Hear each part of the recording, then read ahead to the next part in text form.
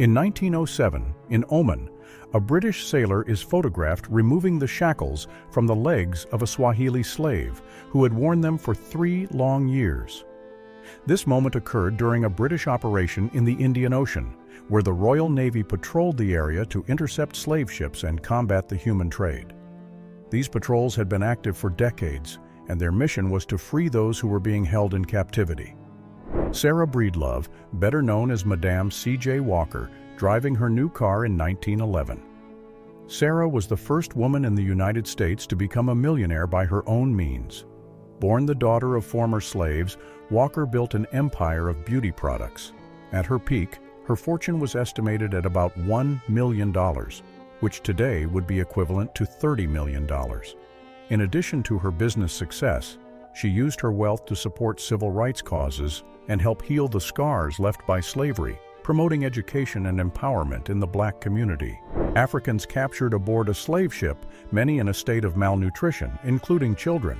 These conditions were common during the transatlantic crossing when Africans were transported in overcrowded and unsanitary ships with little food and water. Malnutrition, disease, and mistreatment resulted in the death of many before they reached the Americas. It is estimated that between 12 and 15 million people were forced to make this journey over more than 3 centuries, with about 2 million dying during the crossing. A man from the county is seen being carried by 2 slaves through the streets of Bahia, Brazil, in 1865. This scene reflects the slave system that still predominated in Brazil, the last country in the Americas to abolish slavery in 1888. At the time, it was common for upper-class men to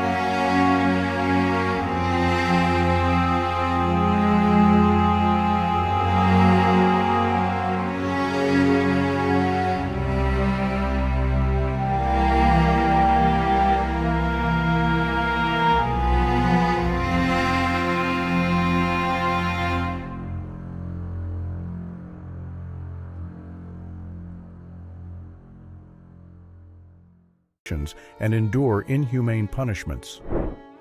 The 4th United States Colored Infantry was one of the many units formed after the Emancipation Proclamation, issued by Abraham Lincoln on January 1, 1863. As the Civil War dragged on, Lincoln considered the emancipation of slaves essential to weakening the Confederate States.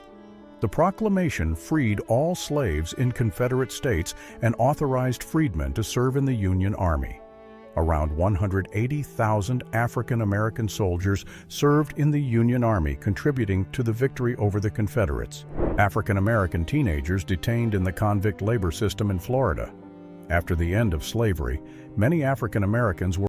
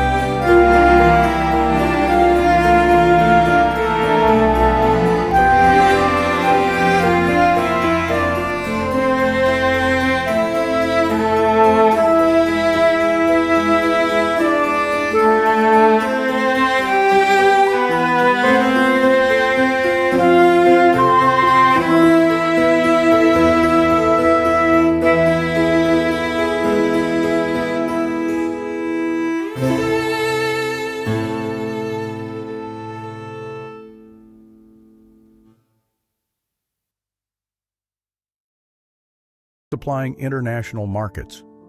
These workers, often from China and India, were hired under precarious conditions, facing long hours and low pay.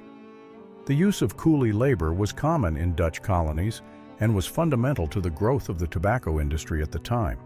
Omar ibn Said, an Islamic scholar who was captured and sold as a slave in the United States. Before his capture, Omar was a respected scholar in his homeland of Senegal, where he received formal education in Islamic theology and mathematics. He was captured during a local conflict and trafficked to America, where he was enslaved for more than 50 years. In this 1880 photograph, we see sugarcane cutters in Jamaica taking a break to eat sugarcane during their work on plantations. Sugarcane was one of the island's main industries, driving both local and international economies. The workers, many of whom were descendants of African slaves, played a crucial role in the cultivation and harvest of this raw material. Even after slavery was abolished in 1838, many former slaves and their descendants continued to work on the plantations under difficult conditions, as Jamaica's economy still heavily relied on sugar exports. Thomas Mundy Peterson was the first African American to vote in an election after the passage of the 15th Amendment to the Constitution, which guaranteed the right to vote to all male citizens, regardless of race. In March 1870, Peterson made history by exercising this right in a local election in Perth Amboy, New Jersey.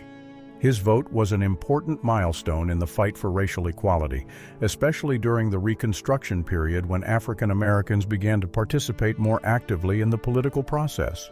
The slave market in Atlanta, Georgia, in 1864, was one of the many human trading centers that existed in the southern United States before the end of the Civil War. In these markets, African American men, women, and children were sold as commodities, often separated from their families.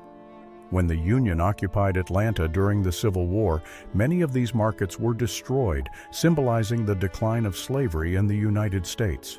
In this autumn 1910 photo from Pitt County, North Carolina, we see a convict gang resting after working on road construction. The prisoners were transported in the wagons visible in the image, which had bars on the sides resembling cages to keep them confined during transport. These mobile wagons allowed labor to move from one location to another as needed, aiding in road construction. The interior of a slave pen in Alexandria, Virginia, around 1865.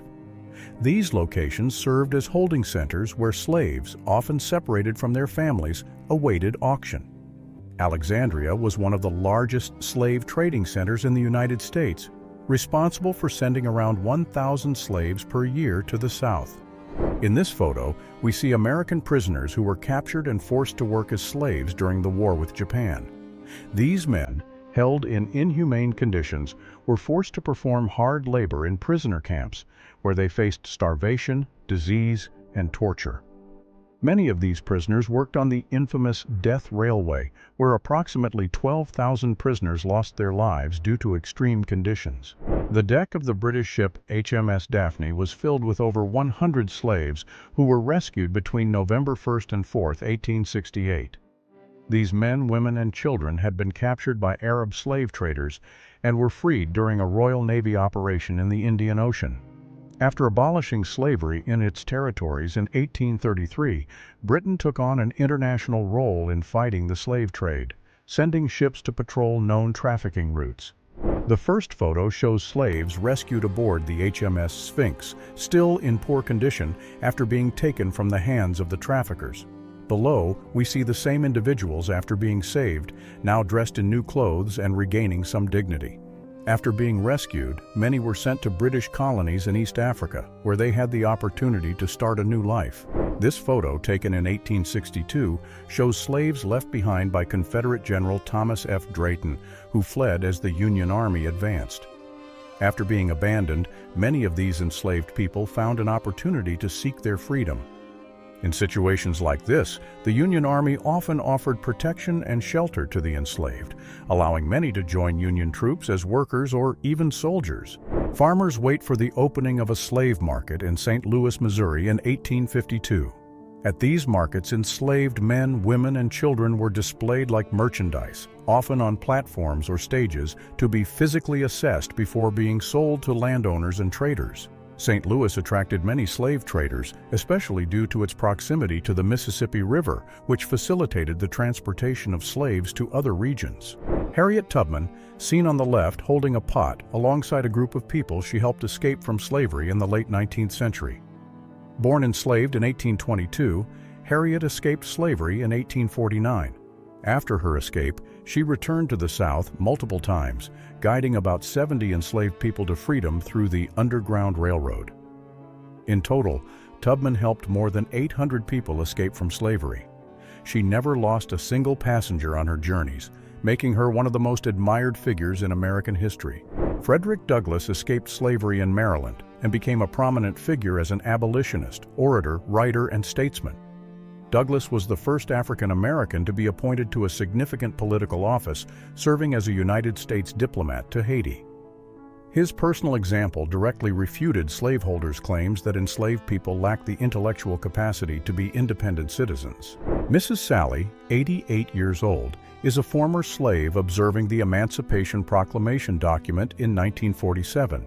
When the proclamation was issued, she was only 3 years old. Although she grew up in freedom, her life was marked by challenges. During a period when the civil rights struggle was beginning to gain momentum, her experiences reflected the difficulties many African Americans faced in trying to build a dignified life in a country still grappling with the legacies of slavery. Slaves working on a coffee plantation in the Paraíba Valley, Brazil, one of the country's main production regions during the 19th century. Coffee plantations played a central role in the Brazilian economy, with coffee becoming the primary export product. The slaves, who formed the backbone of the labor force, were responsible for planting, harvesting, and processing the beans. At the height of coffee production in the Paraiba Valley, it is estimated that more than 1 million slaves were used to meet the growing international demand. Former female slaves attending a convention in Washington in 1916. These meetings provided a space for former slaves to share their stories, celebrate their freedom, and discuss the issues that still affected their lives and future generations.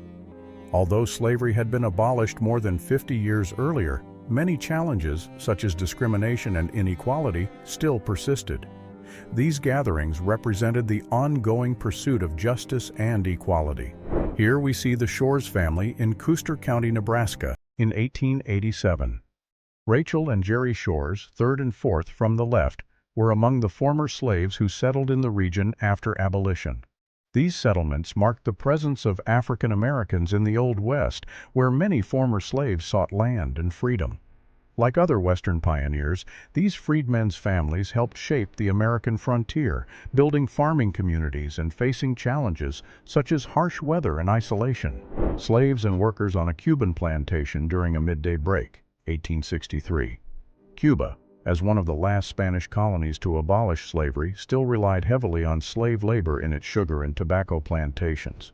The image captures a rare moment of rest for the workers who faced long hours under the tropical sun. Here we see Villa Americana, a colony founded by former Confederates who migrated to Sao Paulo, Brazil, after the Civil War. About 10,000 Confederates fled after their defeat, seeking a new home in Brazil, where slavery was still legal until 1888. They established farming communities like Villa Americana, bringing their cultural practices and the use of slave labor to these new lands. To this day, many descendants of these Confederates still reside in the region, and their traditions remain alive, blending Brazilian and southern United States influences.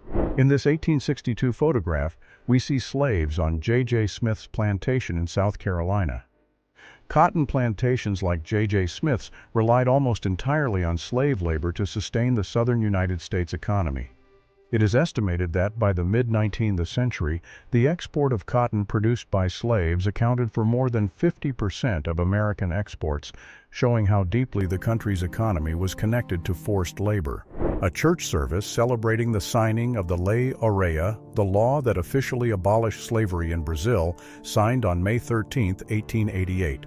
On the left, we see Princess Isabel, heir to the Brazilian throne, who signed the law. The abolition was the result of years of pressure from abolitionist movements, and Princess Isabel's signing of the Lei Áurea was a decisive moment, making Brazil the last country in the Americas to abolish slavery. The former beauty queen Miss Wyoming, Joyce McKinney, was arrested by police after kidnapping Mormon missionary Kirk Anderson in an incident that shocked the public. In 1977, McKinney took Anderson from his church in England and held him captive for 3 days, forcing him to be her slave.